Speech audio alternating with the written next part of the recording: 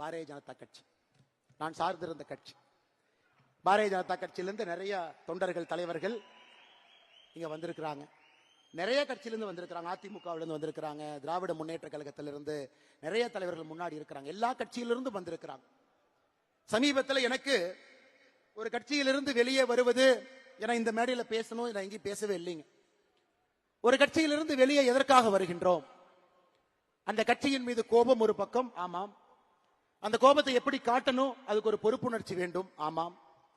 இன்னும் பெட்டரா தமிழ்நாட்டு மக்களுக்கு இன்னும் சிறப்பாக செய்யக்கூடிய ஒரு பாதை இருக்கும் பொழுது அந்த பாதையை தேர்ந்தெடுக்கிறோம். யாரை பற்றியும் 38 நாட்கள் தவறா பேசல. அப்ப சில திமுக நண்பர்களுக்கு சந்தேகம், அப்ப பிஜேபியினுடைய பி டீம் தான் இந்த அண்ணாமலையா? ஏன்னா வெளியே வந்தா திட்டணுமே, யாரையுமே திட்டலையே. இந்நேரம் மோடியை பத்தி 2 வார்த்தை திட்டிருந்தா தானே மத்தவங்க எல்லாம் வருவாங்க, ஏன் திட்டாம இருக்காரு? ஐயா, அடிப்படையில உங்களை போல் நானும் எளிய குடும்பத்தை சார்ந்த விவசாய குடும்பத்தை சார்ந்த நாம் யாருமே வெளியே வரும் பொழுது ஒரு பழிச்சொல்லை சொல்லி வெளியே வரமாட்டோம். ஐயா, இன்னொரு பாதை இருக்கு, இந்த பாதையில போறோம், மக்களுக்கு நல்லது செய்யறோம். இப்ப அடுத்த கேள்வி, அண்ணாமலை நீ தேசியவாதியா? இருமார்புடன் சொல்வேன், நான் ஒரு தேசியவாதி. இந்தியனா தமிழனா? எதுக்கு இதுல பிரச்சனை? இந்தியன் என்பதிலே எப்பொழுதும் ஒரு கர்வம். அந்த இந்தியால தமிழ்நாடு முதன்மை மாநிலமாக வர வேண்டும் என்பதற்காகத்தான் இந்த போராட்டம். இல்ல நீங்க ஃபெட்னால போய் ஒண்ணு பேசுனீங்களே, ஏதோ இப்படி பேசுனீங்களே அப்படி பேசுனீங்களே, இன்னைக்கும் நான் சொல்றேங்க, என்னுடைய மதம், நான் ஒரு ஹிந்து. திருநூறு வைக்கிறேன், பொட்டு வைக்கிறேன், குங்குமம் வைக்கிறேன். வீட்டிலிருந்து வெளியே வரும் பொழுது என்னுடைய மதத்தையும் சாதியையும் வீட்டிலே வைத்து பூட்டிவிட்டு சாமானிய மனிதராக, அனைவருக்கும் பொதுவான மனிதராக உங்கள் முன்னால் இருக்கின்ற மதத்தை ஒரு முறையும் தூக்கி பிடித்து காட்ட வேண்டிய அவசியம் இல்லை. நான் ஒரு ஹிந்து மதத்துல வீட்டில் வச்சு பூட்டிட்டு வெளியே வந்தாவே, உண்மையான ஹிந்து அனைவரையும் சமமாக பார்ப்பான், அனைவரோடும் சமமாக இருப்பான். யாரும் பெரிது யாரும் சிறிது என்று பேச மாட்டான். அனைவரும் ஒரே நேர்கோட்டு பாதையில் செல்ல வேண்டும் என்று சொல்வான். அதாங்க என்னுடைய ஹிந்து தத்துவம். இல்ல கரூர்ல இனாம் நிலத்தை கொடுத்துட்டாங்க, 3000க்கு மேற்பட்ட ஏக்கரை கொடுத்துட்டாங்க, அதை நீங்க டிவிக்கு அரசுக்கு சப்போர்ட் பண்ணி அறிக்கை விட்டுருக்கீங்க. அப்ப நீங்க கோயிலுக்கு எதிரானவரா, ஹிந்து விரோதியா?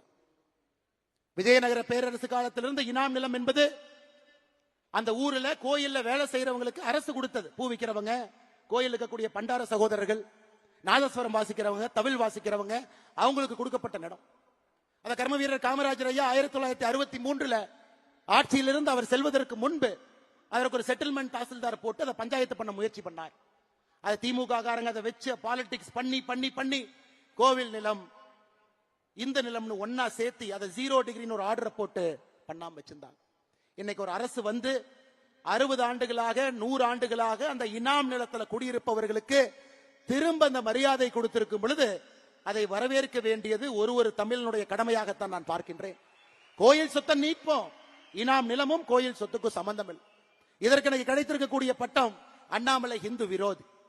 அப்படிப்பட்ட ஹிந்து விரோதின்னு எனக்கு பட்டத்தை கொடுத்தீங்கன்னா அந்த பட்டத்தை அப்படியே நீங்க வச்சுக்க. இதே ஹெச் ராஜா அண்ணன் கரூர்ல அக்டோபர் 2024 வந்து இனாம் நிலத்தை மக்களுக்கு கொடுக்க வேண்டும் என்று சொன்னார். அவர் இந்து விரோதி அல்ல. எடப்பாடி பழனிசாமி அண்ணன் அவர்கள் அனைத்து இந்திய அண்ணா திராவிட முன்னேற்ற கழகத்தினுடைய தேர்தல் அறிக்கை 2026 இனாம் நிலத்தை வசிப்பவர்களுக்கு கொடுக்க வேண்டும் என்று சொன்னார். அவர் இந்து விரோதி கிடையாது. ஆனா இன்னைக்கு நியாயமா நேர்மையா ஒரு மக்களுக்கு இருக்கக்கூடிய மக்களுக்கு அது செல்ல வேண்டும் என்றால் இந்து விரோதி. அதனாலதான் இந்த இடத்துல எத்தனையோ இடத்துல கிறிஸ்தவர்கள் இருக்கிறாங்க, இஸ்லாமியர்கள் இருக்கிறாங்க. அருமை சொந்தங்களே, இன்னைக்கு நான் அறுதியிட்டு தெளிவாக உங்களுக்கு நான் கோடிட்டு இந்த அமைப்பினுடைய ஒரு தன்னாளராக நான் சொல்லுகின்றேன். மதம் என்பது இந்த அமைப்புக்கு வெளியே, சாதி என்பது இந்த அமைப்புக்கு வெளியே. ரைட் ஹேண்டு லெப்ட் ஹேண்டு இந்த சாதி மதத்தை வைத்து இத்தனை காலம் அரசியல் செய்து பட்டது போதும். உங்கள் மதம் உங்களுக்கு பெரிது, என் மதம் எனக்கு பெரிது.